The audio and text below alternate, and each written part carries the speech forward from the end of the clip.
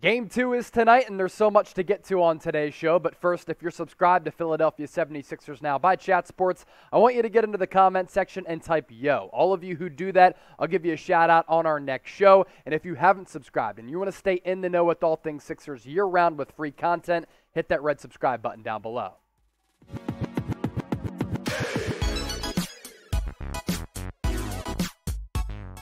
All right, let's get it. You're watching Philadelphia 76ers Now by Chat Sports. I'm Chase Senior. Hope all of you had a phenomenal weekend. It was a great weekend for Philadelphia, Tyrese Maxey, and the Sixers as they put forward a dominant performance on Saturday to open up the first-round series against the Toronto Raptors in what was a raucous environment at the Wells Fargo Center. Game 2 just a few hours away tonight once again in South Philadelphia. It is crucial for the Sixers against an injury-depleted team in Toronto to take Game 2 knowing that you don't have Matisse Thybulle in Games 3 and 4. You go into Toronto above the border with that commanding 2-0 lead. You really take a stranglehold of this series, and the Sixers have a great opportunity to do that tonight. Why is that? Because the Raptors are depleted. Scotty Barnes, the star rookie, one of the finalists for Rookie of the Year, is going to be out after Joel Embiid had stepped on his foot. Thaddeus Young is doubtful because of a thumb injury he suffered early on in that game, and Gary Trent Jr., another really good young player on this Raptors squad, the upstart Toronto team led by head coach Nick Nurse, is doubtful with a non-COVID illness. So Philly can't find a way to choke this game away. The Sixers have to put the pedal down to the floor, and there's no excuse to lose Game 2, considering the Raptors' depth is going to take a hit with these injuries. And this is something that Danny Green talked about in the lead-up to Game 2, and I love the mentality. I love what he had to say here about the Sixers' mental makeup going into this matchup, because human nature often does lead you to keep your foot off the gas, knowing that you can take advantage of this Raptors team being down and out. But we know when they're led by Nick Nurse and Masai Ujiri, one of the best player identifiers in the NBA, that this team is feisty, they're athletic, they're long, and they can sneak up on you and even up this series at one apiece. Danny Green saying, Game 1 is over, and it really doesn't matter. That was what we were supposed to do. And I thought last year when Danny Green went out in the playoffs against Atlanta, the Sixers missed his leadership, and I think if you had him on the floor, he would have been able to kind of allow the Sixers to just calmly go about their business in that second round series. Instead, they panicked and lost a bunch of those leads. So to have him, even though he didn't give the Sixers jack in Game 1 against Toronto, that veteran leadership, him having won 3 championships, is certainly big for this team. And that's the mentality that Philadelphia must have. They have to understand they're the better team than Toronto. They have more horses. It is their series to win. Take it by the neck, give it a stranglehold, and let's send Toronto packing after 4 or 5 games to set up a second-round series against what could be the Miami Heat or maybe the Atlanta Hawks if they're able to come back after that 1-0 deficit after Trae Young was really locked down by Miami in Game 1 of that series. So as we continue to break this game down and preview it tonight, I want to get your predictions for tonight's game. Are the Sixers going to go out to a 2-0 lead, or is Toronto going to even up this series at 1-1? You let me know in the comments section who you got, TOR for the Raptors or PHI for the Philadelphia 76ers.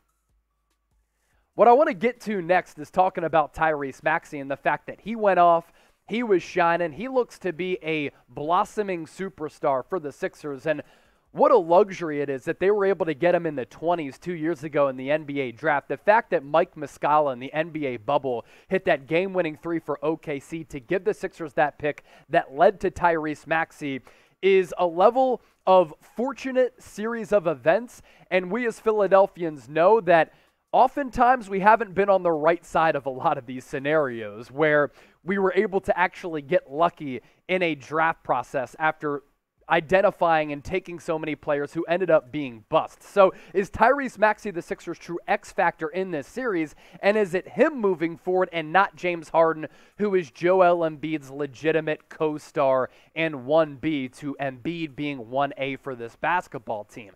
Tyrese Maxey sent a message to the nation that we've been talking about since the NBA Summer League last year, and the receipts are there when we first started this channel, that Tyrese Maxey has all the ability in the world. This guy can become become a bona fide superstar. And in moments this year, he has been just that, and that's what he was in Game 1 against Toronto. A 38-piece on 14 of 21 shooting, 5 of 8 from downtown, a perfect 5 of 5 from the free throw stripe. And what I love from Tyrese Maxey's game, everything. Legitimately everything. It's his effort offensively, but also his savviness and effort defensively. His speed in the open floor is lethal. His speed in the half court and his ability to blow by defenders just adds another dangerous element to the Sixers offense. And when the Sixers do get stagnant on offense late in the guts of the game, or when the shot clock is dwindling, when the Sixers need a bucket late in the fourth quarter, late in the half, they turn to Tyrese Maxey because he's a 3-level scorer. He has that aforementioned explosiveness.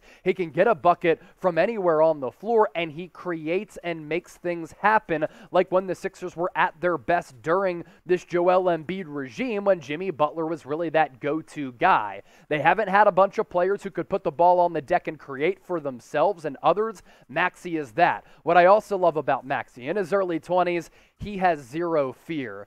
Dotting the exclamation point with that 35-foot three late in the game against Toronto was the final death blow for the Raptors, and he pulled up with plenty of seconds left on the shot clock. He let it fly, and he cushed that bad boy and sent the Philadelphia fans into a frenzy. I also like his versatility, how he can play off-ball, on-ball. It gives the Sixers a couple of playmaking, ball-handling options, but also, if James Harden ain't right, give the keys to the offense to Tyrese Maxey if Joel Embiid is getting double-teamed and swarmed like the game plan has been for Toronto. And I can't help but think back to that draft night interview when the Sixers took Maxey. He was emotional with his family. By the way, his family has done a great job, and his parents have done a great job of developing him into the man that he is today. But he got emotional when he got selected, and he's like, you know what, I just want to thank Philadelphia for taking a chance on me. I guarantee you that you won't regret this selection. And now we're looking at a player who could become one of the next superstars in Philadelphia and in the NBA. And honestly, with his offensive explosiveness, there are some shades of an Allen Iverson type of feel, and we know that AI, the answer, is a straight-up legend. And the Sixers, when I watched that Game 1 on Saturday, and I went back and rewatched it, I think they're honestly at their best when, one, Joel Embiid is the top offensive option, followed by Tyrese Maxey and Tobias Harris. Then James Harden is almost that fourth offensive option. We know that he continues to battle that hamstring injury. There's a lot of mileage on the tires. I think he's lost some of the explosiveness that he did have. He's not beating guys off the dribble and with that deceptibility to his game like he has in the past, and he struggled shooting the ball. So I think the Sixers are at their best when James Harden is more of a prototypical pass-first point guard, and then Embiid, Maxey, and Harris are the top 3 offensive options. Next up on the show, I slightly talked about Tobias Harris there. I got to eat the crow. I got to give the man his props because I've thrown some shade toward Toby, especially after that James Harden trade for Ben Simmons was made official, but he's been playing really good basketball. I got to give him credit, and if he plays like he did in Game 1, the Sixers are a strong team in the Eastern Conference. That's coming up around the corner, but first, another reminder to subscribe to the channel. If you want free videos covering all things Sixers news and rumors, NBA draft evaluations and breakdowns, as well as NBA free agency news and rumors, this is your one-stop shop. We're a little less than 300 people away from 6K, and we are trying to honor the great Dr. J. Julius Irving. So subscribe to the channel or plug in that link down below, youtube.com/76erstv, or even easier, just hit that red subscribe button.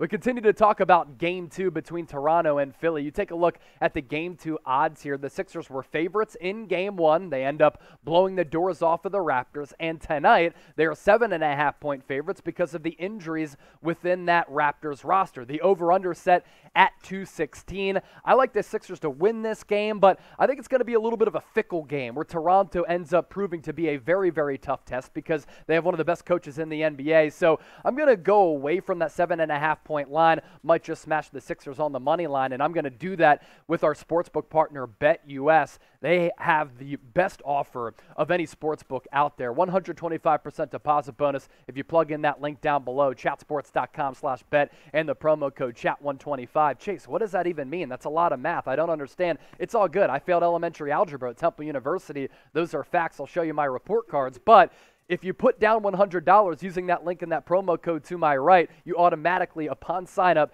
get that 125% deposit bonus. That's an additional $125 to game with.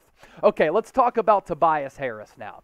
I have said some things about Toby. I've always said he's a good guy, he's a good player, but he's being paid great money. Well, he can redeem himself, and he can really prove me wrong if he continues to play like he's been playing after that disastrous Brooklyn game, after the James Harden acquisition, and like he did in Game 1. What he did the final 17 games of the regular season was really, really impressive. Now, from a points per game standpoint, anytime you're paying a guy $30 to $35 million, you want more. But it's all good in the hood, G, because Joel Embiid was balling out, Tyrese Maxey was playing really well too, and Tobias Harris was that third scorer. So 15 points per game is a great level of production, especially when you look at the shooting splits. 50.5% from the floor, almost 42% from beyond the arc, 6 rebounds too. He was good defensively, but also really was able to knock down a bunch of open threes, especially from the corner, and those last 17 games translated into Game 1, which was great for the Sixers and their offensive output. 26 points to begin this playoff series with 6 boards, 7 of 14 from City Hall, and 3 of 5 from long range. So Tobias Harris was awesome when the Sixers needed a bucket at points throughout that game. In addition to Tyrese Maxey just lighting the Raptors up from anywhere on the floor, Harris was very efficient. He was very effective. And him, like Tyrese Maxey, I said this last week, like they can both be some of the X factors in this series because we know that Embiid is going to get double and triple teamed. We know that he is going to be the key focus for Toronto defensively. They're going to swarm him as much as possible because they want to see that Maxey and Harris and Harden can beat the Raptors outside of Embiid. So I need this version. We need this version of Toby moving forward. And if the Sixers get this type of Tobias Harris all throughout the playoffs, they are going to be a serious factor in the Eastern Conference. Some more thoughts on this playoff series and for Game 2. The pass first Harden and that stylistic play that we've seen from him at times, I think it's fine, and I think it actually bodes well for the Sixers offensively. I think when we see the classic Houston Rockets James Harden ISO ball where he's trying to beat guys one-on-one off the dribble, and he's dribbling it around for 22 seconds left in the shot clock, the offense gets way too stagnant. I hate that ISO ball, and I just don't think it's a way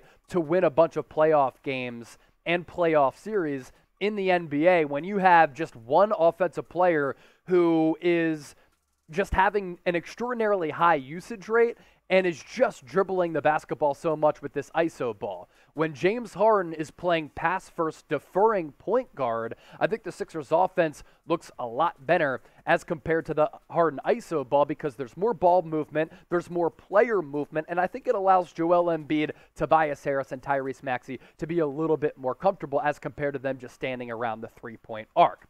Last question for the audience before we hop on out of here. Appreciate all of you for making today's show a part of your day. I want to hear from you once more in the comment section down below. Treat it like a 94.1 WIP Sports Talk radio call-in line or 97.5. Who will be the breakout star Sixers-Raptors Game 2 at the Wells Fargo Center tonight? Give me a name in the comment section. Don't forget to subscribe, and we'll see what happens in Game 2. I'm taking the Sixers to get the dub.